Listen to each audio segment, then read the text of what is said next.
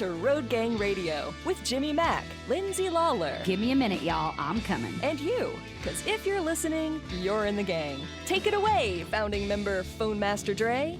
That I can do, and you are a part of the gang, the Road Gang, live from the Passport Studios on this pretty Friday there, Jimmy.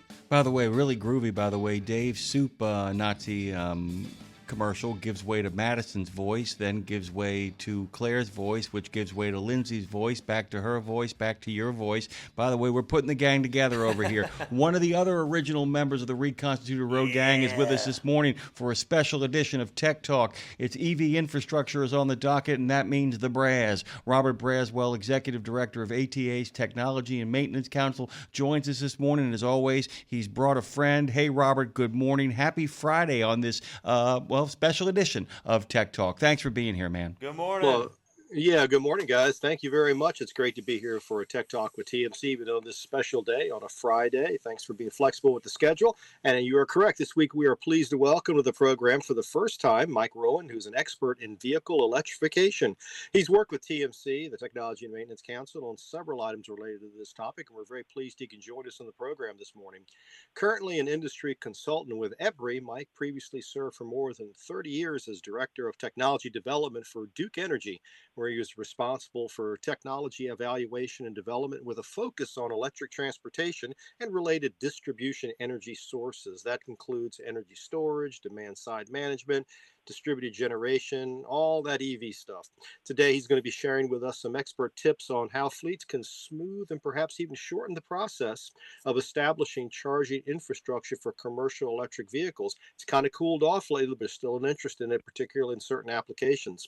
But before we get started, each week we like to make a special offer available to our listeners. And this week it's our TMC Preventive Maintenance Inspection Manual for technicians, offering it for the special price of just $25 plus shipping and handling.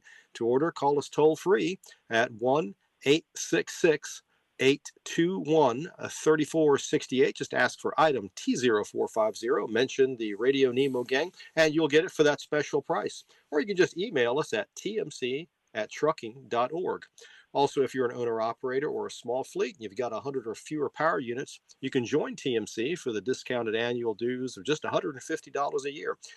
For this, you're going to get our 2-volume recommended practices manual and many other good benefits. So call that same toll-free number if you're interested in signing up.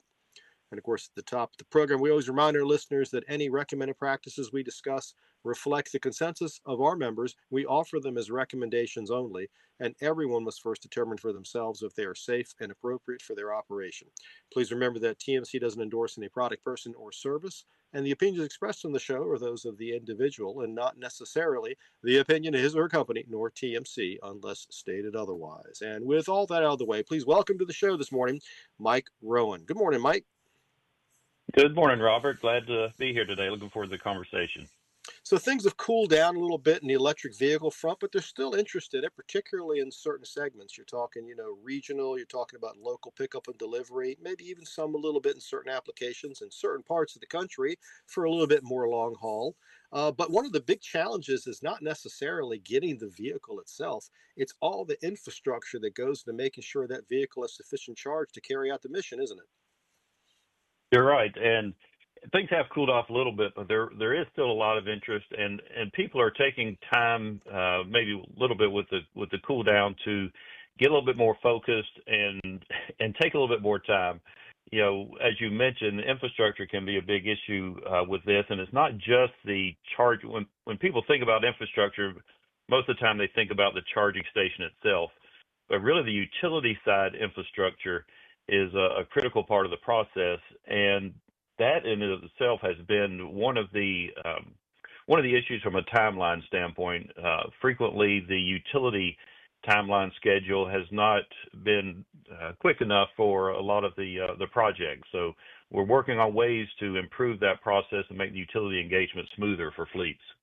Generation, transmission, distribution, that's the stuff that you really got to think about, not just, as you say, operating the EV or maintaining the EV. But there's a number of tools that are out there that maybe weren't out there just a few short years ago. I know you've been working with EPRI and TMC to kind of get the word out about some of these things. And there's a new program out there, isn't there? It's called EVs to Scale. Yes, EVs to Scale is an initiative launched a few years ago by EPRI. And really, the fundamental premise is how do we better prepare the utility industry for electrification at scale? There are a number of aspects of electrification, especially when we get into the fleet market and the trucking market, that make it different than traditional electrification processes. The utility industry was built around buildings, and buildings take a year or two to build, and all the processes for utilities were developed around providing electricity to buildings. But with vehicle electrification, that can happen a lot sooner. Somebody can order a electric truck in just a few months, have it delivered, and the infrastructure is in place, and the utility timelines that were built around taking 2 years to provide service are now expected to provide service in 6 months. And that can be an issue. So we're looking to how do we improve that process? How do we move that quicker, farther back into the engagement so fleets can notify utilities a little bit easier. So some of the go ahead. Okay, so a couple of the deliverables out of EVs to Scale. One I'll mention, grid fast. One of the issues that comes up is from fleets are who do I contact or how do I contact, or a lot of fleets have multiple depots, so they may deal with 10 or 20 or even 100 different utilities.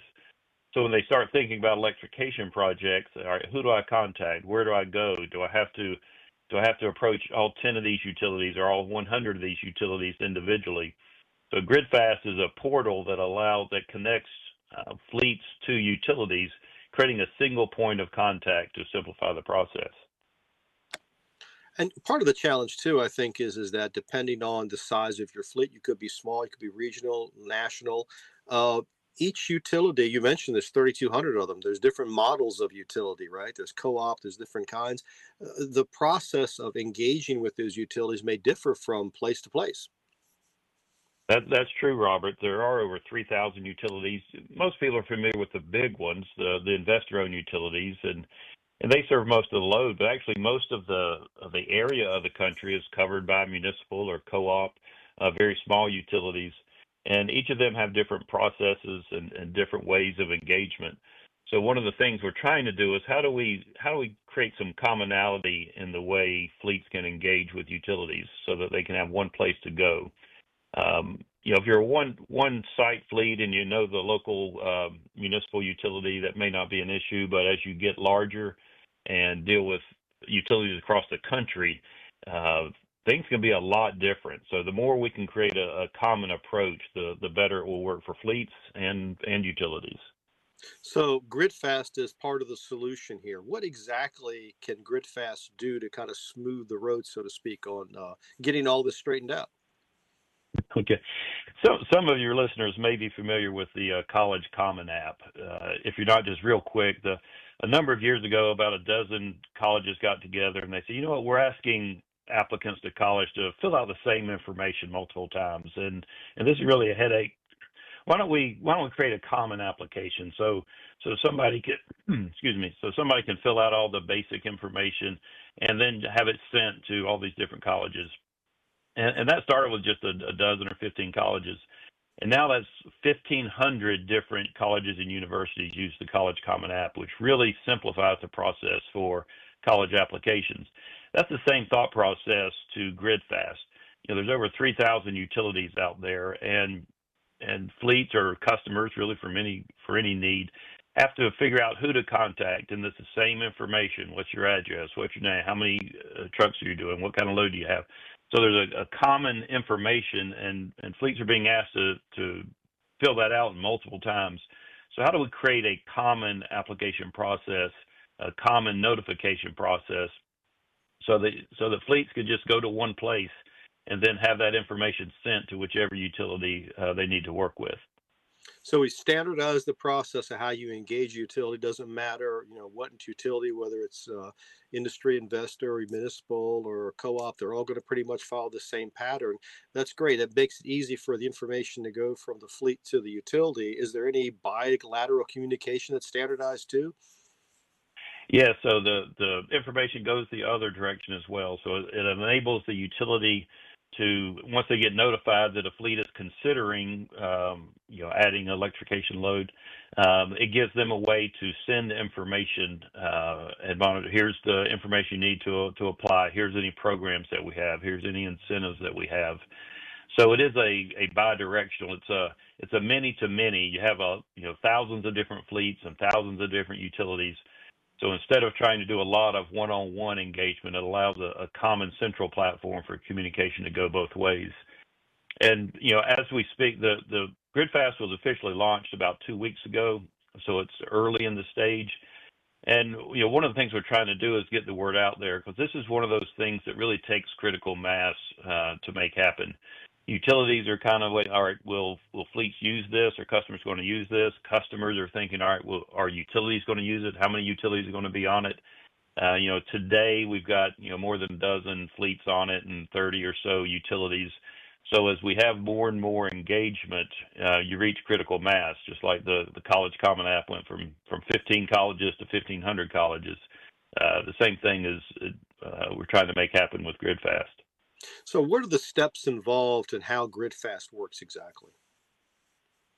And so in essence, GridFast, if a fleet is thinking about a project, they just go onto the portal and say, all right, here's the location I'm thinking about it. And it can be just thinking about it, because part of this is just the notification. It doesn't have to be a firm project. Like, I'm thinking about adding 10 Class 8 electric trucks in 2027 or 2026 at this address.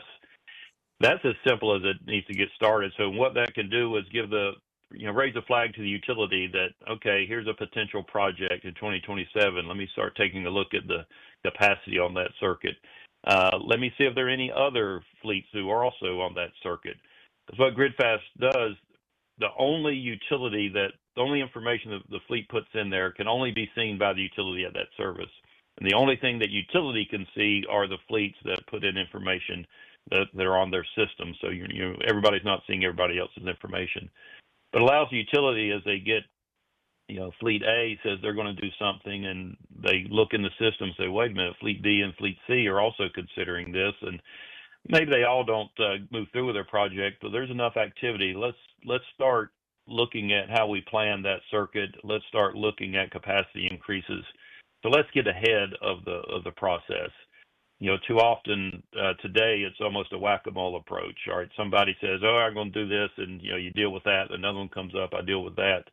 But the more information we can provide to utilities, the better planning that can happen, and the better off everyone will be.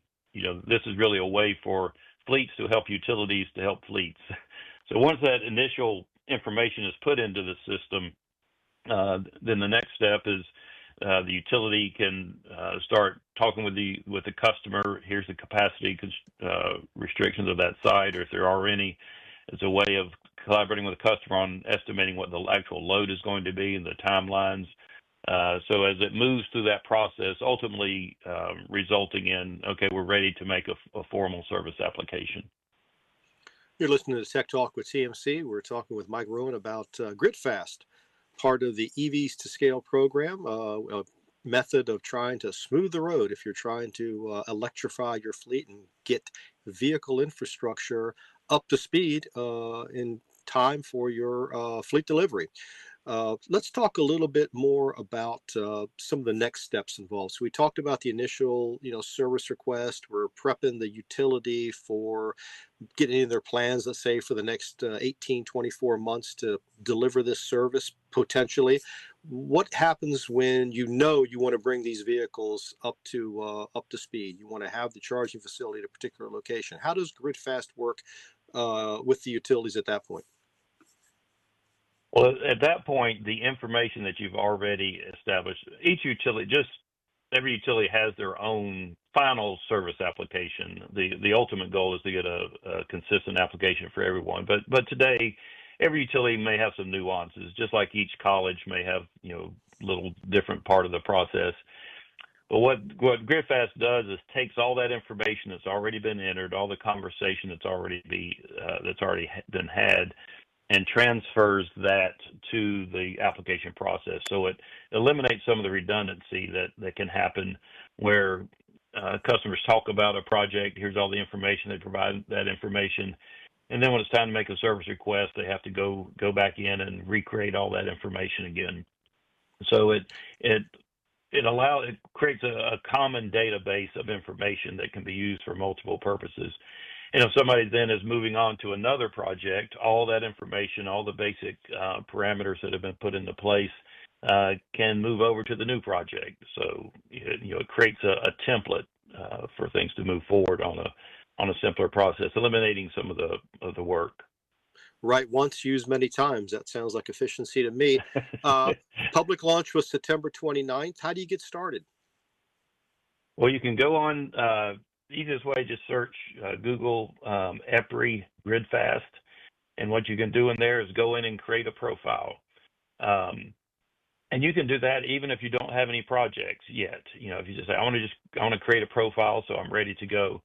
So just go online and look for GridFast, EPRI, E-P-R-I, GridFast. If you search for that, you should find it.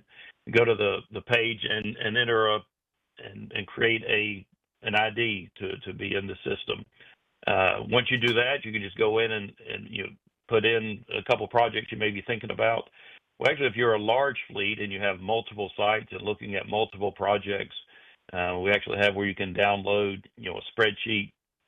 Hey, here are the 10 sites I'm looking at. You can just download that spreadsheet directly into GridFast and have that information.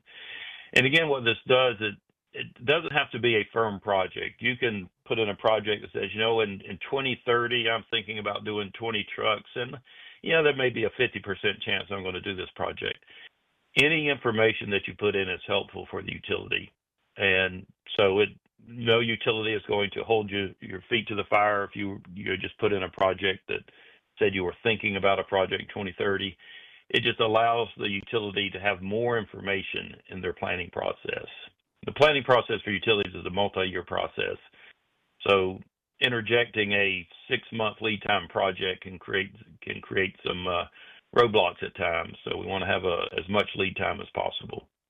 EPRI's done a lot of other work in developing tools to help fleets who want to bring vehicle electrification to their operation. Let's talk a little about some of those other tools like eRoadmap or the vetted product list that you guys have, Grid Ready. Yeah. So eRoadmap, and you can go on to go online, EPRI eRoadmap, and you can search for it. eRoadmap is an unbelievable resource. What eRoadmap is for the entire United States, it has taken all the electric transportation forecast and turned that into projected electrical demand, kilowatt hours and kW, down to the quarter square mile area. So you can go on eRoadmap and see what the projected electric transportation loads are down to a quarter square mile across the whole country. And for today, for 2030, and what full electrification would look like. Obviously, for utilities, this helps with planning, but we're also seeing fleets use this. If you have a depot, you can start going in and say, all right, is this an area that a lot of other activity it looks like it's going to be happening? Is this an area that's likely to have capacity constraints? Within the eRoadmap, there are different layers you can turn on and off, and one of those layers is a load capacity, grid capacity layer. And although it's not available to every region of the country, wherever a public capacity map by a utility has been published, all of that is brought into the eRoadmap. For example, the whole state of California, the whole state of New York have publicly available capacity maps for Southern Cal Edison or PG&E. So you can go on the eRoadmap, put in the address of your site, zoom down in on the map, and you can actually see what the available capacity is estimated to be at that location. So if you have a big project coming, you can go look in eRoadmap and say, look, this is roughly right information, but it would say, I've got a 1 megawatt project and there's 5 megawatts of available capacity. Okay, there's a good chance I'm not going to have any issues in that, and I can start the process. But if I'm going to need 1 megawatt of capacity, and I look on the capacity map, there's only 100 kW available. That may have some issues, and you need to start that from a planning process. E-Roadmap has data, light duty, medium duty, heavy duty trucks. We have all the telematic information, anonymized, but the telematic information from all the major Class 8 OEMs. We even have things like the Tesla Supercharger network, their rollout plans, the Amazon plans for electrifying their sites with electric delivery. So all that information helps utilities plan better for the load that's coming, but it also provides a lot of information for the fleets. We know of fleets that are using this to, they're trying to figure out which of their depots may be a good one to electrify as they build out their plans. So they're going at the E-Roadmap and looking at the capacity, looking at what else is going on in that area to determine which sites they may want to prioritize. Yeah, I imagine it would be very helpful if you're trying to determine if I've got multiple locations. I might as well go ahead and put my eggs in the basket where I already know that there's capacity. That would make the most sense, right? Yeah, well, and yes, but there was also, we've had customers, you mentioned the case of, let me go to this site. There's plenty of capacity, so that would be a good one to start with. We've also had customers say they go into this and look, here's a place without much capacity. I need to do that one first before other people use that capacity up. So, well, I hadn't thought of that. I thought it'd be the other way around. That's interesting. Well, we actually see both sides of the coin. Some people, this looks like it'll be an easier site, so there's plenty of capacity. Let me go to this location. But there have been occasions where people say, I know there's other potential fleets in this area, and the capacity is tight, so maybe I ought to start there so I can get what available capacity there is while the timeline will be a little bit shorter. So it's an interesting, but what it does is gives you more information. It allows you to have a more educated decision. Also, it goes in and identifies the utility, a number of fleets. If you're a fleet operator, you really haven't had to deal with utility in the past. Not much. And that's been a few facility folks, but not the fleet operators. So this, E-Roadmap provides a lot of other information, which utilities are in the area for a particular address. You may not even know who to contact. So that information is in there as well that will help you, identify the utility, identify locations. And again, it's for the entire United States down to the quarter square mile area, which is a first of its kind. And what about the vetted product list? Yeah. Yeah, the vetted product list, though it's been a little bit of the wild, wild west when you get into charging hardware, and some of the listeners may have encountered that. There's so many products out there, and a lot of programs, whether it's, federal or state programs or utility programs that offer incentives, many of those have said, all right, we want to make sure that the product that we're incentivizing is a quality product, or that it has certain features that are needed, for validation or whatever. So the vetted product list, VPL, and again, it's a free, everything I've talked about so far is a free service. So any fleet can use these services at no cost. The vetted product list, VPL, if you look at EPRI vetted product list online, you can find it, has a list of all the products that have been vetted. It's not a recommended product list, but it has been vetted. Here are the products. If you're looking something that you want to ensure that it's UL certified, you want to ensure that it's OCPP compliant, you want to verify that it's has certain properties, you can go into the vetted product list and sort all the products. There's over 200 manufacturers in there with hundreds of products, so you can sort and understand. I'm looking for this type of charger. I want to make sure it's UL certified. I want to make sure it has this capability, and allows you to see which products fit that category. And then you can go and work with those companies to make the final decision. A lot of utilities, a lot of states that have incentive programs, they create criteria, again, to make sure that the money you are using for incentives are spent effectively. So they will specify criteria and use the vetted product list to create, here are the 12 products that you can choose from that meet our criteria. And the vetted product is out there, and it's been there for a couple years now. We've talked about a number of different items that EPRI has come up with to help you smooth the road when it comes to vehicle electrification and its infrastructure. E-roadmap, grid fast, a vetted product list, grid ready, all of that together. They're free resources. Give us the website, give us the information how you can find out more about it. So the e-roadmap is epri.eroadmap.com. The simplest way of doing it is just using your search engine, EPRI, EPRI, which is Electric Power Research Institute. EPRI is the R&D arm for the utility industry. So if you go to EPRI and search for e-roadmap, EROADMAP, or GridFast, GRIDFAST, or the vetted product list, and you can find that information. Mike, it's been a great whirlwind tour about everything you didn't know about smoothing the road for electric vehicle electrification. Thank you so much for joining us on the program. Look forward to having you on the program again real soon. Talk about this some more. Okay, thank you, Robert. I've enjoyed it. And with that, we'll kick it back over to the studios and Jimmy Mack. Robert, thank you so much. And thank you for accommodating us as well by maintaining the tradition that is Tech Talk and never actually missing one. It was great to have you on a Friday, a freaky, feisty, flinty Friday, brought down to earth with talk of EVs. What do you got next on the docket for us? Well, we return to our regular schedule next Wednesday. That would be the 15th of October. And we're going to be doing a roundup of some of the new recommended practices that TMC has come up with pertaining to maintenance, repair, and specification. We'll have Jack Legler, our technical director, joining us on the program. We'll be sharing that information with the listening audience. Thank you, Robert. And go have the best of weekends, my friend. It's good to tell you happy Friday. Go enjoy your Saturday and Sunday, my friend. You do the same. We will see you next week.